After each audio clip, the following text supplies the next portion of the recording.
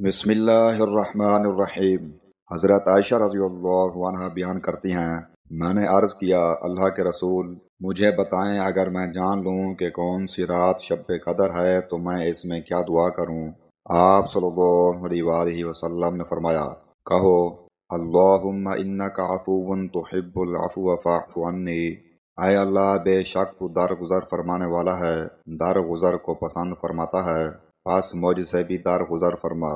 احمد، ابن ماجہ، ترمذی اور انہوں نے اسے صحیح قرار دیا ہے۔ مشکات المصابی، حدیث نمبر 2091۔ حضرت انس رضی اللہ عنہ بیان کرتے ہیں، رسول اللہ صلی اللہ علیہ وآلہ وسلم نے فرمایا، جب شب قدر ہوتی ہے تو جبرائیل علیہ السلام فرشتوں کی جماعت میں تشریف لاتے ہیں تو وہ اللہ عز و جل کے ذکر میں مصروف ہر کھڑے بیٹھے شخص پر رحمت بھیجتے ہیں۔ جب ان کی عید کا دن ہوتا ہے تو اللہ تعالیٰ ان کی وجہ سے اپنے فرشتوں پر فخر کرتے ہوئے فرماتا ہے، میرے فرشتوں، اس مزدور کی کیا جزا ہونی چاہیے جو اپنا کام پورا کرتا ہے؟ وہ عرض کرتے ہیں، پروردگار، اس کی جزا یہ ہے کہ اسے پورا پورا بدلہ دیا جائے۔ اللہ تعالیٰ فرماتا ہے، میرے فرشتوں، میرے بندوں اور میری لونڈیوں نے میری طرف سے ان پر عائد فریضے کو پورا کر دیا۔ پھر وہ دعائیں پکارتے ہوئے نکلے ہیں، مجھے میری عزت و جلال، میرے کرم و علو اور اپنے بلند مقام کی قسم، میں ان کی دعائیں قبول کروں گا۔ وہ فرماتا ہے، واپس چلے جاؤ، میں نے تمہیں بخش دیا اور تمہاری خطاؤں کو نیکیوں میں بدل دیا۔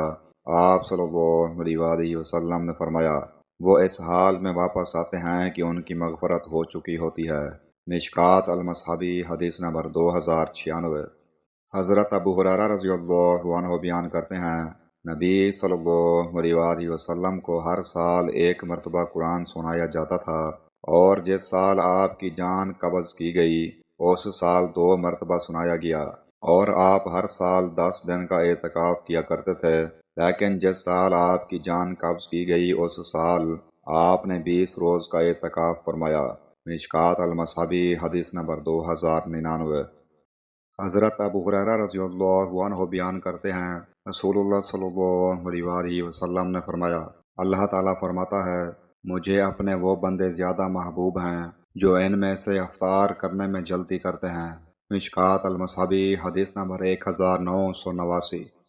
حضرت ابو سعید خدری رضی اللہ عنہ بیان کرتے ہیں، رسول اللہ صلی اللہ علیہ وآلہ وسلم نے فرمایا، جو شخص دوران جہاد ایک دن روزہ رکھتا ہے تو اللہ اس شخص کو 70 سال کی مسافت کے برابر جہنم سے دور کر دیتا ہے۔